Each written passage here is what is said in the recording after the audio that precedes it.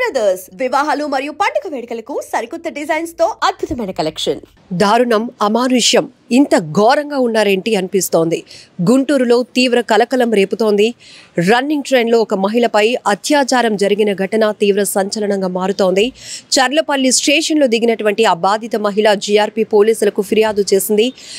Railway బోగీలో ఎవరు లేకపోవడం చూసి నేను ఒంటరిగా ఉండటాన్ని గమనించినటువంటి 40 ఏళ్ల వ్యక్తి మెడపై కత్తి పెట్టి నాపై అత్యాచారానికి పాల్పడ్డాడు. అంతేకాకుండా అదే మెడపై అలా కత్తి ఉంచి తన బ్యాగ్ను, డబ్బుల్ని, అలానే సెల్ ఫోన్లు కూడా లాక్కొని రన్నింగ్ ట్రైన్ నుంచి దూకి పారిపోయాడు అంటూ ఆ బాధిత మహిళ కన్నీళ్లతో జీఆర్పీ పోలీసులకు కంప్లైంట్ ఇచ్చింది. ఈ ఘటన ఒక్కసారిగా వెలుగు చూడటంతో ఇప్పుడు తీవ్ర సంచలనం రేపుతోంది. ఎంత దారుణంగా ఉన్నారేంటి?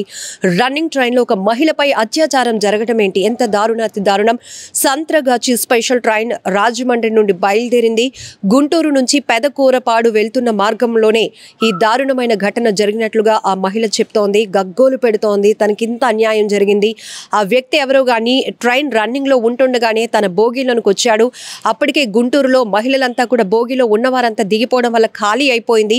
అది గమనించినటువంటి ఆ వ్యక్తి దాన్ని అదునుగా చేసుకొని ఆ డోర్ వేసేసి కత్తి తన మెడపైన పెట్టి తనపై అత్యాచారం చేశాడు అంటూ ఆమె పోలీసులకు ఇచ్చినటువంటి నేపథ్యంలోనే ఇప్పుడు పోలీసులు రంగంలోనికి దిగారు. ఆ అగంతకుడు ఎవరు? ఇంత దారుణానికి ఒడిగట్టినటువంటి ఆ 40 ఏళ్ల వయసు ఉన్నటువంటి వ్యక్తి ఎవరు? ట్రేస్ అవుట్ చేసే పనిలో అయితే పోలీసులు ఉన్నారు. ఇది రాష్ట్ర వ్యాప్తంగా తీవ్ర సంచలనం రేపుతున్నటువంటి ఘటన.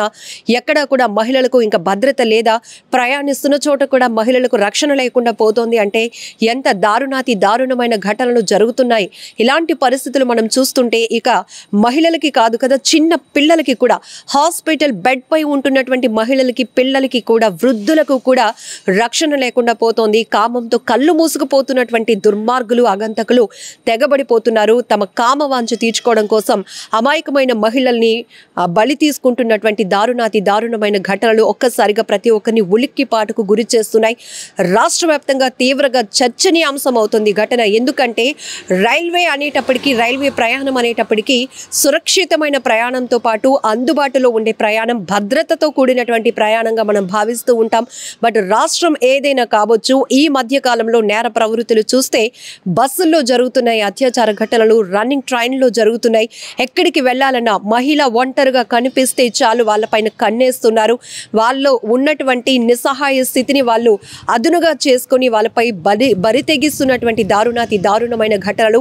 ఇక్కడ కూడా ఈ సంత్రగాచి స్పెషల్ ట్రైన్ అనేది గుంటూరు నుంచి పెదకూరపాడు వెళ్తూ ఉండగా ఆ మధ్య ఘటన జరిగింది. ఆ వ్యక్తి రైల్వే బోగిలోనికి వచ్చిన 20 నిమిషాల తర్వాత చుట్టూ ఉన్నటువంటి పరిస్థితులను గమనించాడు. ఆ బోగిలో ఇంకెవరూ లేకపోవడం చూసి ఒంటరిగా ఉన్న తనపై అఘాయిత్యానికి పాల్పడ్డాడు అంటూ ఆ వ్యక్తి ఎవరో కనుక్కోవాలి, న్యాయం చేయండి అంటూ ఆ మహిళ కన్నీళ్లు పెట్టుకుంటుంది. తనకు జరిగినటువంటి అన్యాయాన్ని చర్లపల్లి స్టేషన్లో దిగ్గానే ఆమె అక్కడ ఉన్నటువంటి జీఆర్పీ పోలీసుల వద్దకు బోరున వెలిపిస్తూ వెళ్ళింది. ఇలా జరిగింది సార్, చూడండి ఇంత దారుణమైన ఘటన.